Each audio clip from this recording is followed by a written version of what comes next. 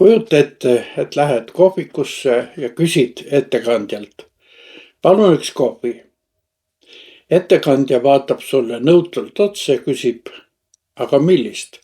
Kas cappuccinot, espressot, skinny lattet või hoopis jääga karamelli macchiatot? Jah, on kümneid nimetusi, mis kirjeldavad ühte jooki, mille nimi on kohvi. Aga kui asi puudutab meie elu kõige tähtsamat emotsiooni, nimelt armastust, siis oleme me oma sõnavaras üllatavalt vaesed, vähemalt eesti keeles. Me kasutame ikka jälle üht ja sama sõna armastus.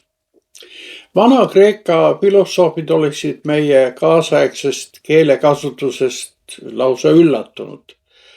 Miks?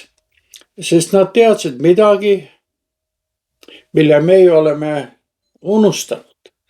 Nad teadsid, et armastus ei ole mingi monoliitne nähtus. Täna vaatamegi 6 erinevat armastuse liiki.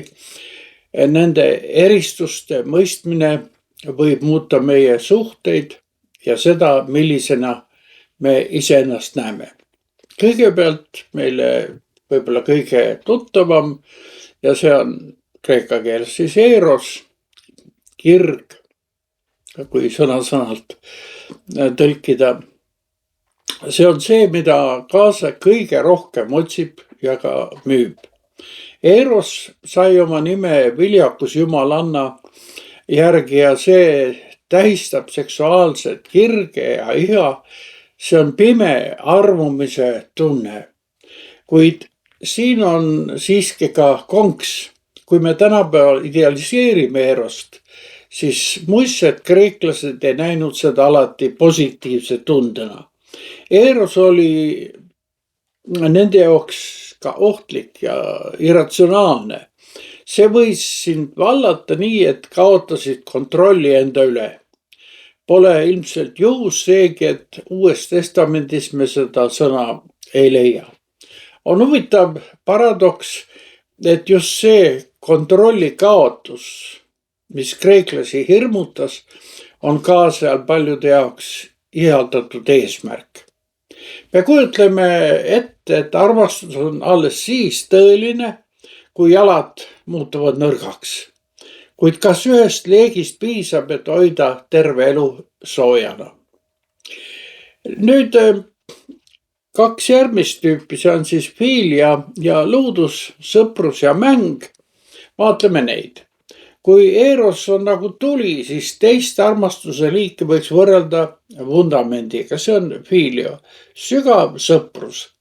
Kreeklased hindasid fiilio kõrgemaks kui erost. See oli relvavendade suhe lahinguväljal, mis väljendus lojaalsuses ja valmiduses end ohverdada sõbra nimel. Tasub küsida, kui palju on minu elus sellist relvavendlust.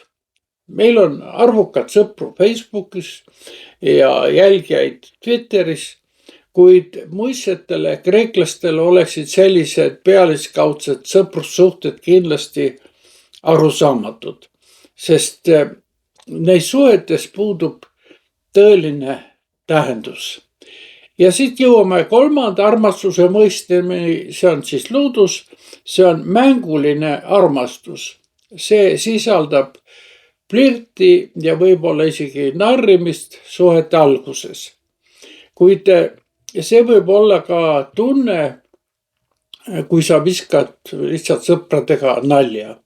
Täiskasvanutena me sageli unustame selle mängulisuse, oleme liiga tõsised ja mornid. Ometi on mängulisuski osa tõelisest armastusest. 4.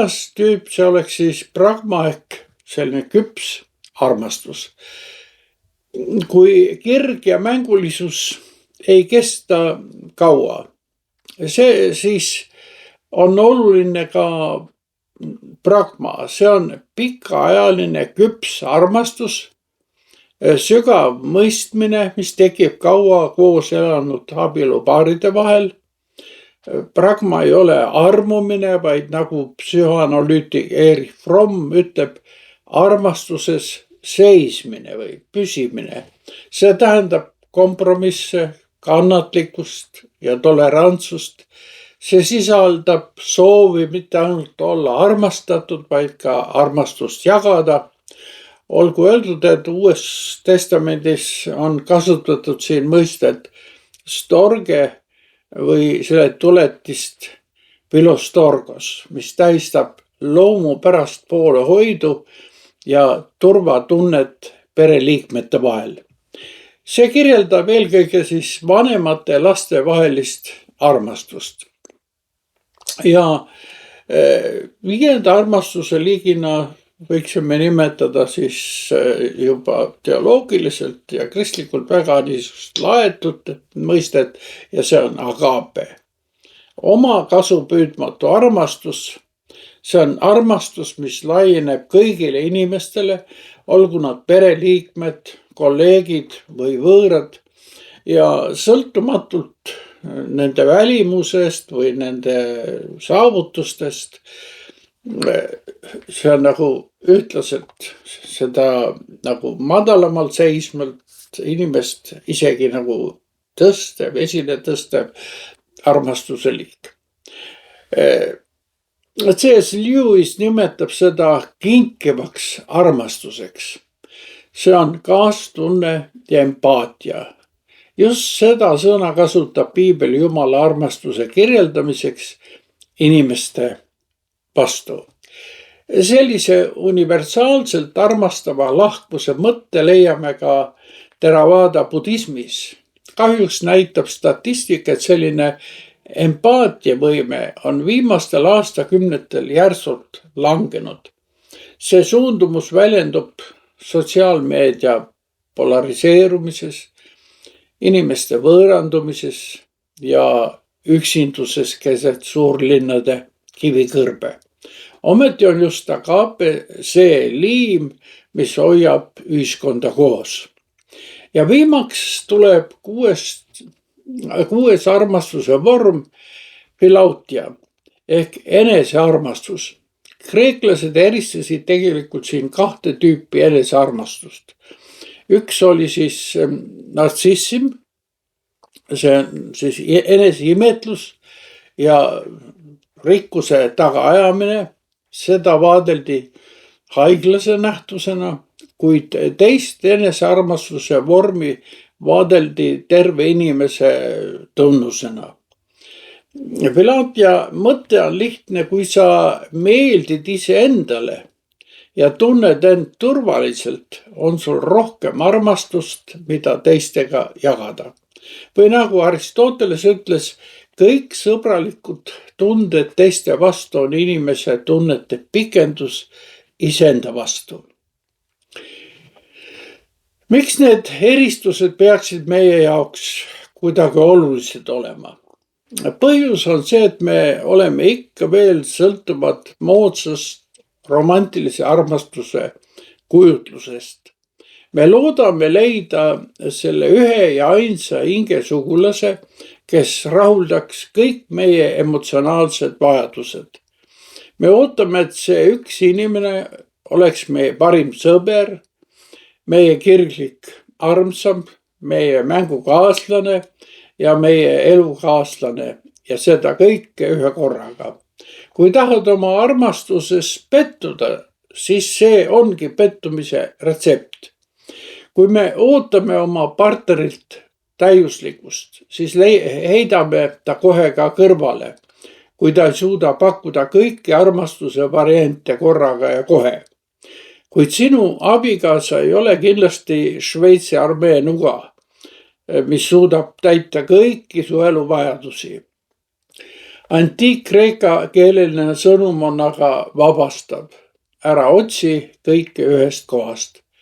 Hoolitse Fiilia eest vanade sõpradega suheldes, leia luudus elu mängulisuses, ehita pragmat oma abikaasaga ja harjuta agapet võõraste suhtes.